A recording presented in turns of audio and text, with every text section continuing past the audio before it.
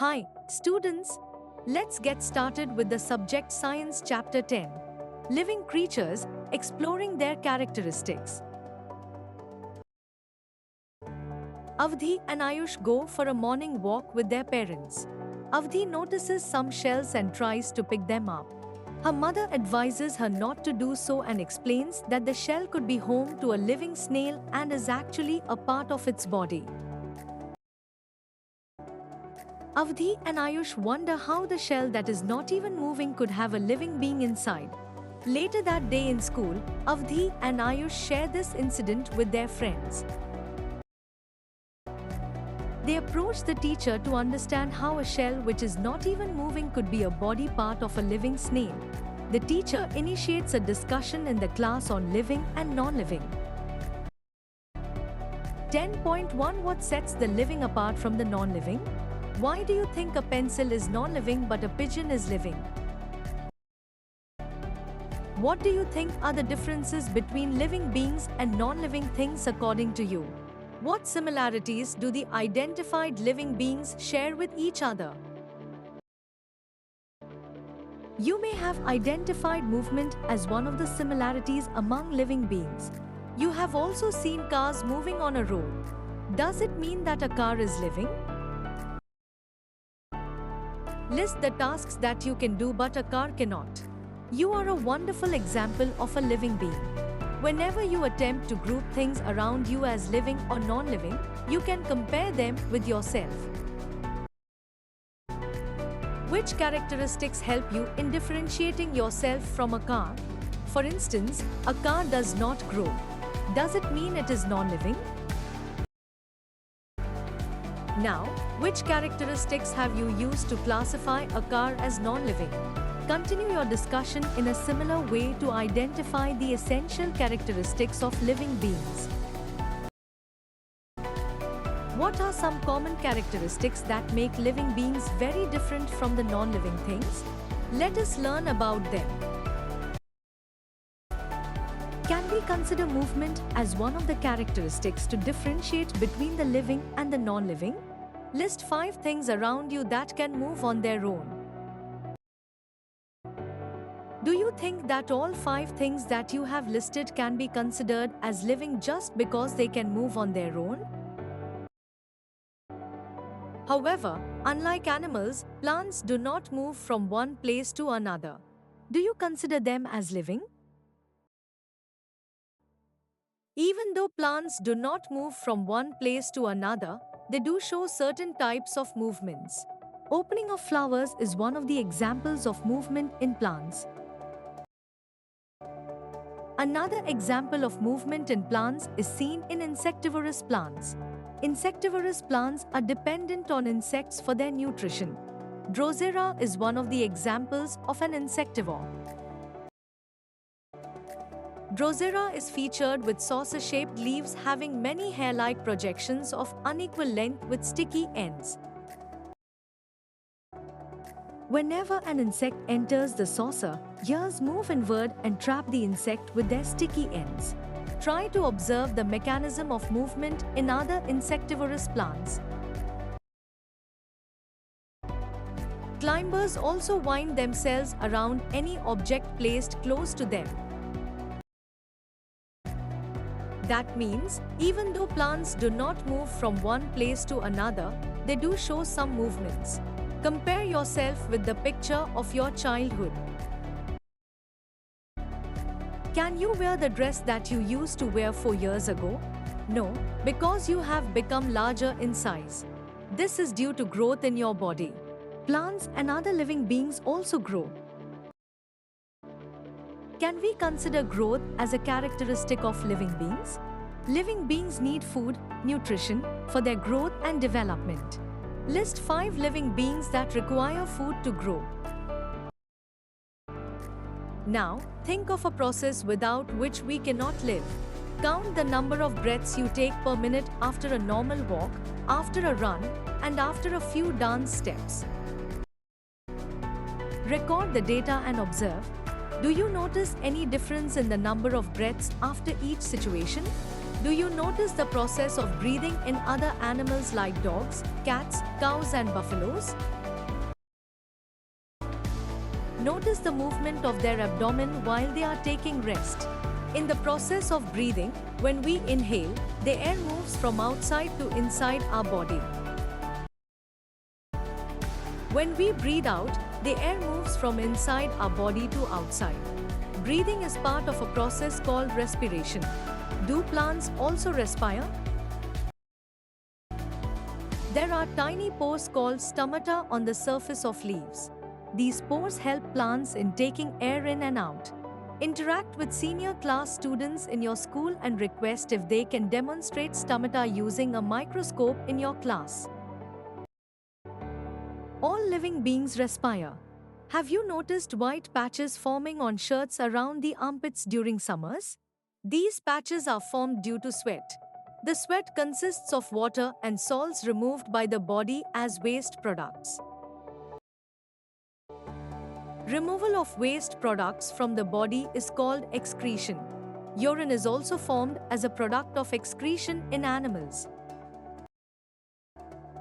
Do you know that plants also excrete? You may notice plants excrete excess water and minerals in the form of small droplets on leaves. For example, grasses and roses.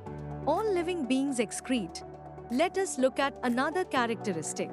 What is your reaction if you unexpectedly water droplets on grass, step on a sharp object, such as a thorn, while walking without shoes, or you accidentally touch a hot cup of tea? Stepping on a thorn and touching a hot object are stimuli. Anything or any event that prompts living beings to respond is called a stimulus. List 3 stimuli, plural of stimulus, and your body's instant response to them. Do plants also respond to stimuli? Yes, plants also respond to stimuli. For example, touch me not, mimosa, chui mui, lajjalu, plants fold their leaves when we touch them. Have you also observed that certain plants fold their leaves after sunset? Specifically, the leaves of certain plants facing each other tend to come together. This can be observed in the sleeping leaves of amla, Indian gooseberry, tree. All living beings respond to stimuli. Find a few more plants in your neighborhood which fold their leaves after sunset. Why do the leaves of chui mui and amla plants respond in this way? Which stimulus could be responsible for their behavior? Have you seen young ones of cats, dogs, or other animals? List young ones of 5 different animals. Have you seen young ones of any non-living things such as a pencil, a chair, or an electric bulb? All living beings reproduce. Reproduction is the process of producing new ones of one's own kind. Why is reproduction necessary? It is necessary for the continuity of life.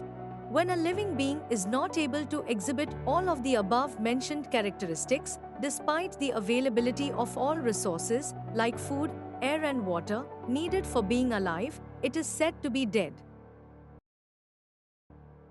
From the above discussion, we can understand that all living beings share some common characteristics.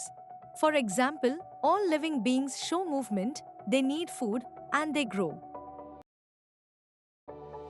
They also respire, reproduce, excrete, respond to stimuli, and eventually die. Absence of any of these features indicates that they are non-living things. Now that you know how to identify a living being, fill up the remaining 2 columns, 4 and V, of Table 10.1 and complete the activity. In which category would you place a seed, living or non-living?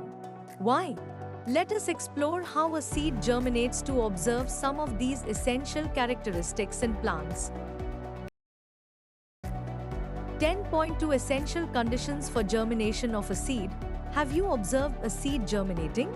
You might have wondered what conditions are required for germination of a seed.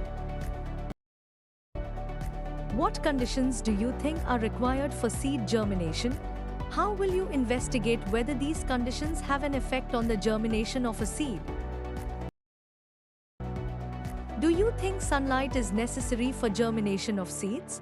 Do the seeds in all the pots receive air, water and sunlight? Is there any pot in which air is not available to the seeds? If so, why is it not available? What happens to the seeds in the pot where water is provided in excess? Which seeds receive both air and water? Identify the pots where you can notice the germination of seeds. Do your observations match with your predictions? Write possible reasons in favor of your observations in Table 10.2. Based on your observations, state the conditions which favor seed germination. Which of the following are essential for seed germination? Air, water and sunlight. Compare the available conditions in each pot. Germination of bean seeds requires the right amount of water and air. Why do seeds require these conditions for germination? Do you think that the absence of one or more of these conditions will affect seed germination? Let us understand how these conditions help in seed germination. The effects of the following conditions have been seen in water. Seeds require water for germination. Water enables the seeds to carry out the processes necessary for their growth. The outer covering of the seed is called seed coat. Water softens the seed coat and helps the tiny embryo inside it to develop into a plant. Air and soil. Seeds need air for germination. They use the air available in the spaces between soil particles. Moreover, spaces between the soil particles allow roots to grow easily. Light and or dark conditions. We have learned that for the bean seeds, presence of light is not essential for their germination. In general, most seeds do not require light for germination. But after germination, sunlight is required for further growth of the seedling. Some seeds of flowering plants, like coleus and petunia, require light to germinate. Covering these seeds with soil inhibits their sprouting. Seeds of flowering plants, like calendula and zinnia, need darkness to germinate. These seeds should be covered with sufficient soil. In the chapter, Mindful Eating, A Path to a Healthy Body, you have learned that human beings need a balanced diet for good health and proper growth. Similarly, plants too need favorable conditions and nutrients for their proper growth and development. What other conditions do you think would affect seed germination? What are the characteristics of living beings which made you place P in activity lens in living beings? Do plants show growth, and are there any other characteristics of living beings that these plants show? Let us study another characteristic that can be seen clearly in plants: growth and movement. 10.3 Growth and movement in plants. How do plants respond to sunlight? Does sunlight affect the direction of growth of different parts of plants? In which direction would the root and shoot of a plant grow and move if the plant is placed inverted? How would you design an activity to find answers to these questions? Noah scientist Jagdish Chandra Bose, 1858 to 1937, was an Indian scientist who did some fascinating experiments with plants. He built a machine called a crescograph to record how plants respond to stimuli like light, heat, electricity, and gravity. With this machine, he could measure how fast plants grow. He also showed that plants can sense and respond to stimuli. 10.4 Life cycle of a plant. We have learnt about conditions required for germination and how plants grow and exhibit movement. Let us now explore the changes a plant undergoes in its whole life. Go through the observations you recorded regarding the growth of the bean plant. What changes do you observe after the fruits are formed? Does the plant become yellow and dry even when you continue watering it? Sow the seeds obtained from your bean plant. Watch how the seeds give rise to a new generation of bean plants. Compare the sketches that you have drawn. Seed grows into a young plant and matures to produce flowers and fruit. The fruit, in this case a pod, contains seeds which give rise to a new generation of bean plants. The entire process from a seed to a plant and then to the next generation of seeds is called the life cycle of a plant. When a plant stops growing and all activities of life gradually comes to an end, even after the availability of all the necessary conditions, the plant is considered dead. 10.5 Life cycle of animals. We have learnt about the life cycle of a plant. We have seen that a plant goes through many changes in its life cycle. Have you ever observed how animals grow over time? Draw sketches of their young ones and name them. 10.5.1 Life cycle of a mosquito. Mosquitoes buzzing around is a common experience for all of us. Female mosquitoes are blood-sucking insects that transmit several diseases like malaria, dengue, and chikungunya. You might have learned from newspapers, school notice boards, or awareness campaigns that mosquito breeding should be prevented. We are advised not to allow water to stagnate anywhere in our surroundings. Why is it so? Does stagnant water have any relation with mosquitoes laying eggs? Conduct a safety audit in your school or at your home and surroundings to check for stagnant water. If available, carry a hand lens to observe any small creatures. Some common places where stagnant water is likely to gather are desert coolers, planted pots, and any open container. You may find two different types of worm-like creatures. They are larva and pupa, two distinct life stages during the development of mosquito. In case you observe larvae and pupae, report to your teacher.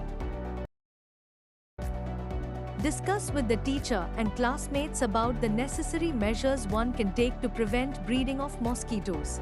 What differences do you observe in the shape of larvae and pupae? Mosquito larvae and pupae observed in water bodies repeatedly come to the water surface. What can be the reason for this? Mosquito larvae and pupae live in water and require air to respire. They move to the surface of the water for air. Let us learn more about these stages in the life cycle of a mosquito. Mosquitoes pass through 4 stages in their life cycle: egg, larva, pupa, and adult. The adult mosquito that emerges from the pupa rests briefly on the surface of water and then flies away. The adult mosquito may survive for 10 to 15 days. We have seen that a mosquito begins its life as an egg. Stage I, the egg develops into a larva. Stage 2, the larva grows into pupa. Stage 3, and the pupa transforms into an adult mosquito. Stage 4. The adult female mosquito lays eggs directly on or near water, and the cycle continues. Significant changes occur in the appearance, body shape, and structure during the various stages in the life cycle of a mosquito. The shape of the egg is quite different from the larva. The larva appears very different from the pupa. The pupa appears very distinct from the adult mosquito. Is it easy to imagine that a mosquito emerges from a pupa? The silk moth also passes through 4 life stages: egg, larva, pupa, and adult. Eggs hatch into larvae, which then grow in size. Larvae secrete thread-like material which they wrap around themselves before changing to pupae. These are the fibers that are used to make silk fabric. In India, the Khadi and Village Industries Commission (WIC) has set up several centers for silk production. 10.5.2 Life cycle of a frog. Avdhi and Ayush are dressed up in full sleeves shirts and full pants today. It has been raining intermittently for a week. They are going out with their classmates for an activity. After a brief walk led by their science teacher, they reach a shallow pond. It is surrounded by trees and tall grasses. The teacher cautions them to watch everything from a distance, living creatures, exploring their characteristics without causing any disturbance. You may also go to a small water body during the rainy season with a facilitator and explore it by taking due safety precautions. You may notice a white jelly-like substance on the surface of water towards the edge of the pond. This may also be attached to plants growing in or around the water. This jelly-like substance is actually a cluster of eggs of a frog and is known as spawn. Some of the stages have been clubbed together. For example, stages A and F have been kept under stage I. You will find 4 stages in the life cycle of a frog. The egg stage, which progresses to the embryo stage. The tadpole stage, consisting of an early stage with a tail and no legs, and a late stage with hind legs, the froglet stage, and the adult frog stage. You will see that tadpoles develop legs but still have tails. Tails help them swim in water. Tadpoles grow gradually and start looking like little frogs called froglets. They still live in water but begin to spend some time on land. They continue to grow and lose their tails completely. Their legs become strong to help them jump and land. They become fully developed adult frogs living both in water and on land. Plants and animals are a part of the living world. They go through various changes during the course of their lives. We have learned that a tiny plant grows and develops into a big tree. We have also learned how animals grow and change from young ones to adults. This journey varies for each animal, making it unique and special. We have seen pupae change into insects and tadpoles change into frogs. Such changes are important for plants and animals to survive and to maintain continuity of their kind. We should also take care of them and their homes. By nurturing and preserving their homes, we contribute to this flourishing living world. Thanks for watching.